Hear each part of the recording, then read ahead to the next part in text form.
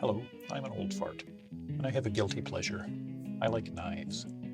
I'm not an expert or an official representative of anybody. I'm just like knives. I collect small, folding pocket knives, especially what I call gentleman's folders, or NTGKs, non-threatening gentleman's knives. And during the COVID-19 lockdown, you've been joining me on a virtual tour through some of the knives in my collection. Today we're going to look at this one. This is a Benchmade Proper, a small, modern slip joint knife that really surprised me how much I like it and how much it seems to suit the thrust of my collection. So let's go through them. I was aware of kind of modern slip joints. I became aware of them with the Zero Tolerance 0235. I loved the concept of a traditional slip joint knife, but made with modern technology and modern materials. But as you'll see if you look back at the video I published on that knife, I didn't like that specific knife. It was a great idea, a wonderful action, and a great blade, but it didn't close properly and it was unsafe. And I have yet to figure out something I can adjust to fix that. I think it's a design error. So I didn't like that knife, but I did come to like the concept and started to look around. And I found a few more modern slip joints that I've come to really like. I was aware of this one, the Benchmade Proper, but I didn't like the look of it when I saw it in advertisements, because what I was seeing advertised had a sheep's foot blade, which I think are funny looking and not elegant. It just wasn't attracted to it. Then I discovered that it's available in this, which is a variant, which is a clip point blade, which I did like the looks of, and I ordered it, and here it is. And I must say I was inclined to dislike it because I had had that initial impression from the sheep's foot model of it being a little ugly. And boy, was I wrong. This is a wonderful knife that I'm very pleased with. So let's go through that a little more. First of all, the details. So this is a Benchmade Proper, which is a model 318-2. The -2 indicates this is the clip point carbon fiber version.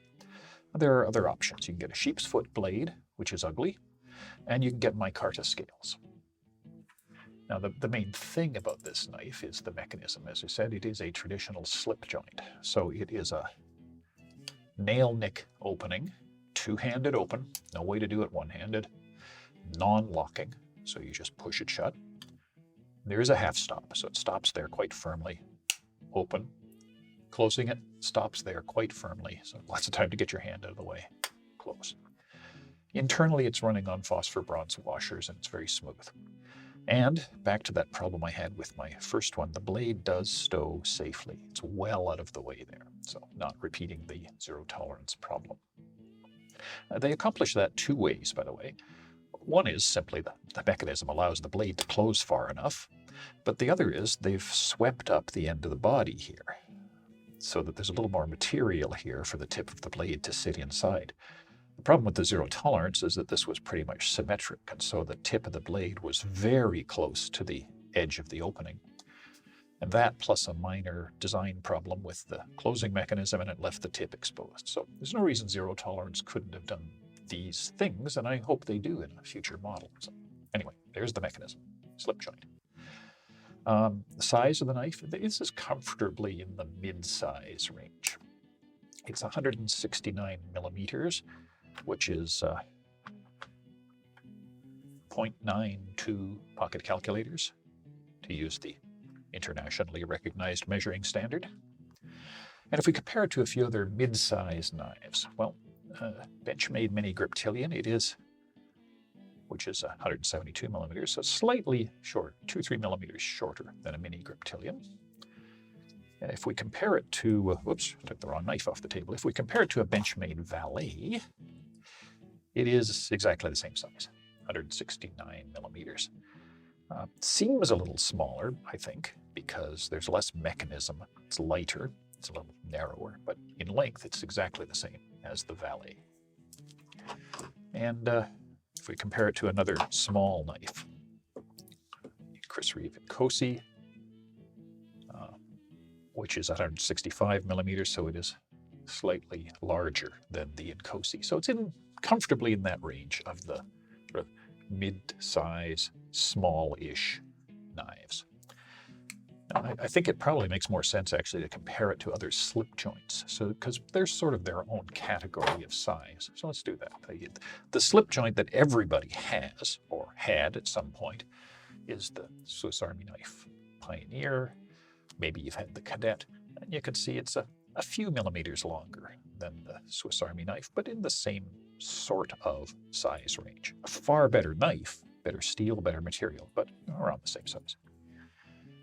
And if we look at some of the other modern slip joints that I started exploring, well, the Lion Steel Best Man, it turns out, is exactly the same size, 169 millimeters. So that's the size range you're looking at. The other thing is the weight. This is sorry, I'm still looking at my numbers here on length. This is 60 grams, which is light. So it's a gram less than the Benchmade Valet. You can't notice a gram less, but the light knife. And it's 2 grams less than the Benchmade 945 Mini, which is considered a light knife. So this is a lightweight knife. Not much in your pocket, which is one of its charms. The blade on the knife is fantastic. On this model, I'm not sure if this is the case on all the models, but on this model, the blade is S90V and stonewashed. So a super steel, holds an edge fantastically well and not that hard to sharpen. Stonewashed finish is nice, we'll come back to that. The blade is under 3 inches, it's 2.8 inches. So being less than 3 inches, which matters in some places, and being non-locking, which matters in some places, this should be legal in about as many places as a knife can be legal. I mean, now again, I'm not a lawyer, but I know there are places that don't like locking knives. This should be okay. There are places that don't like over 3-inch knives. This should be okay. So this is probably safe to carry in a lot of places, but I mean, do check your own laws and do check a real lawyer. You know not to take legal advice from some stranger on YouTube, right? So, blade is a clip point, as I mentioned. There is a sheep's foot available, which I think is ugly. And there is a sharpening choil, which is good. It's too small to be practical for finger space. It is just for sharpening. But a sharpening choil makes a huge difference sharpening. You can do the whole live edge of the blade without wrecking the shoulder. And I don't understand manufacturers that don't provide a sharpening choil. Spyderco. The body is beautiful. This particular model, this is carbon fiber scales on steel liners. And the steel liners are, can I get it so you can see? The steel liners are colored somehow. There we are, you can see the end here. There's the steel back spring, and there's the liner. And you can see it's a different color. It's a sort of a bronzed color. So anodized, I assume. And anyway, for whatever mechanism they've done, the steel liner has a tint, which is actually quite attractive. Clip, no, there's no clip, there's no place to mount a clip.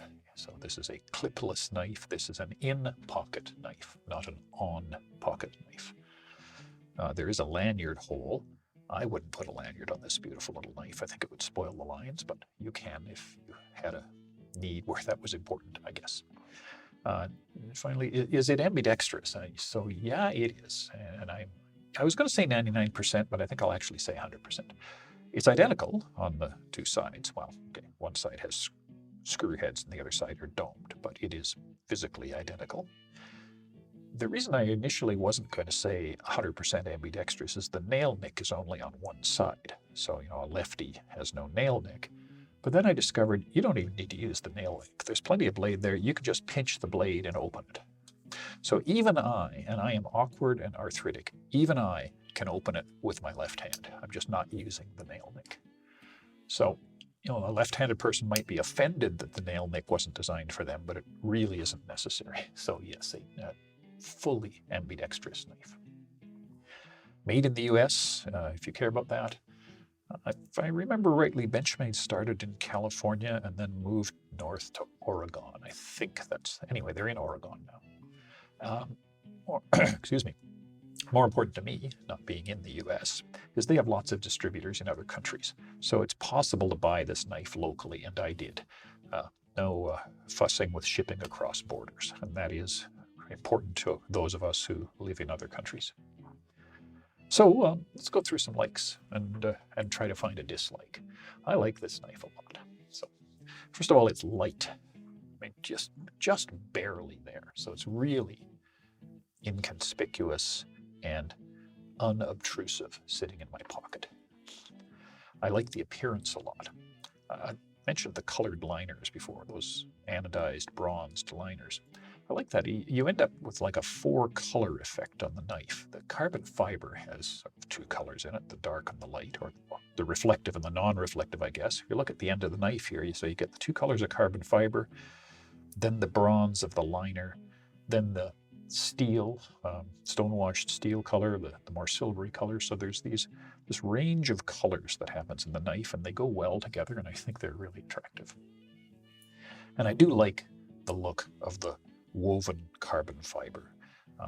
I've always liked that. I love the way it reflects the light, and it gets a kind of a 3-dimensional effect. It looks like you're looking down into layers. In fact, I suppose you are looking down into layers. So I think it's very attractive. And these scales are perfect. They're smooth, there are no voids, and they're beveled, or chamfered, I suppose is a better phrase, rounded anyway, all the way around. So there are no corners or hot spots. They're just beautiful to hold. Now, I will say that polished carbon fiber is slippery. So if you're in a place where grip matters, Nick would say, you work in a Vaseline factory, this isn't a very grippy surface. So that might matter to some. It certainly doesn't matter to me. I like the stone-washed blade, the look of the stone-washed blade. It's a sort of a matte gray color, which has the effect of muting the writing on the blade and making it less conspicuous, and I like that. And the stone-washed does not fingerprint, so I'm not feeling a constant urge to polish my greasy thumbprints off the blade. So all in all, I think the appearance is beautiful. Cutting with it is a great blade. It's a good shape, of course. It was usably sharp out of the box. Paper cutting sharp. Not a mirror edge, but plenty sharp enough that I have not felt obliged to sharpen it yet.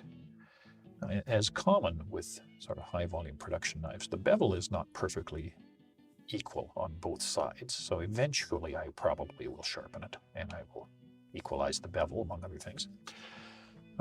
I did strop it a bit, just because, one does. I'm impulsive about that.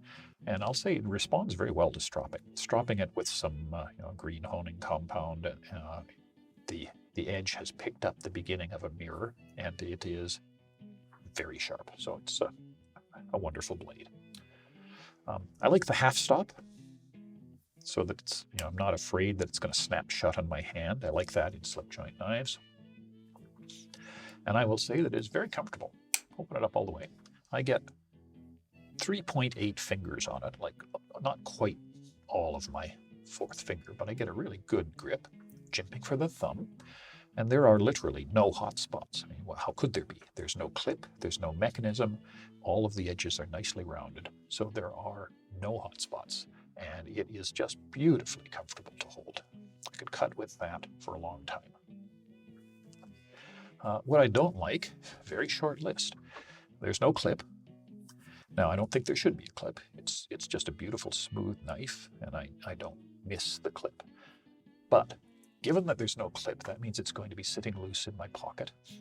And when the pandemic ends, there will be other stuff in my pocket, keys and coins and pieces of lava and whatever else is in there. And I don't want to gouge up this knife. So a knife that is clearly designed to sit in your pocket, I think, should come with a leather slip. Now, it does come with a Benchmade, nylon bag. That's not, in my opinion, that's not really pocket material. That will quickly shred in my pocket. It's not really what's needed to design the knife, to protect the knife. So what I do is I carry it in this. This is a Chris Reeve slip. I carry it in there. I just bought a bunch of these Chris Reeve slips the last time I did an order from somebody that carried them. And that does the job beautifully. This is the small size, by the way, of Chris Reeve slip. But I think Benchmade should offer these, and I think they should come with the knife. That's the only complaint I have. So let's go through my rating system. my internationally unknown knife rating system. We start with the NTGK rating, which is non-threatening gentleman's knife. And we'll do non-threatening first. So for non-threatening, what's the good? Well, the good is you open it with two hands. In fact, you can only open it with two hands, and you open it slowly, and you can only open it slowly. So there really isn't any way to flick this thing open that scares people into thinking you have a switchblade. It's a nostalgic feeling. Everybody had a slip joint knife in their childhood, or their grandfather did. It's compact. It's not so big that the size becomes threatening. It's simple and it's understated. There's no tactical decorations or pictures of dying zombies on it. So I think it does very well under non-threatening. Though the bad under non-threatening, can't think of anything. So I'd give it an A+ as non-threatening. How about GK as a gentleman's knife? Well, the good news is it's compact. It doesn't bulge out of your pocket. It's very light. So it is a low pocket impact. Classy, carbon fiber scales, bronzed liners, so classy to look at. Understated, open it up, minimal writing, and the writing that is there is low contrast because it's black on dark gray. Just the logo and the steel is the only writing on the thing. And again, nostalgic, the same reason that fountain pens are often considered a gentleman's accessory, sort of nostalgic. The only bad I can think of as a gentleman's knife is, as I mentioned, the lack of a clip means it's in your pocket, and if there are keys and coins in there, it's going to rattle and it might chip. It should have come with a slip. Because of that, I'm going to give it an A, not an A+ as a gentleman's knife, but still overall as an NTGK, A+. I mean, this is the perfect non-threatening gentleman's knife, or one of them. Next rating is the KN rating. What do my knife nerd colleagues think of this knife? Well, the good is they'll like the materials. Carbon fiber, very cool. Super steel, S90V, nice mechanism, great blade. They'll like all those things. They'll like them a lot. The con is some knife nerds just dismiss slip joints out of hand because you can't open them with one hand, and they say that's important. I think they're wrong, but I certainly know knife nerds who just would not rate it as an A+ simply because it's a slip joint. So we'll give it an A. And finally, the CMR, cut myself rating. Well, simple scale, never cut myself on this knife, and not likely to. It's just an easy, safe knife to handle, so it's going to get an A. So, in summary, I have a special liking for slip joints. They're low threat, simple, nostalgic. Now they're missing some features, locking and the ability to open them with one hand, but those are not really features I need in an office. One hand opening might be important outside business hours, camping, yard work, mountain climbing. But I don't need one-handed opening, and I don't need a locking blade to cut a piece of string or open an envelope in the office. So I don't miss the things that are missing from slip joints. And what you get in return is the beautiful, nostalgic, simple, low-key, non-threatening nature. So I like slip joints in general, and this is a good one. It's a great-looking knife with a great blade and premium materials. So if you can live with two-handed opening and non-locking, this is a great NTGK, a great non-threatening gentleman's knife. Thanks for watching. See you again.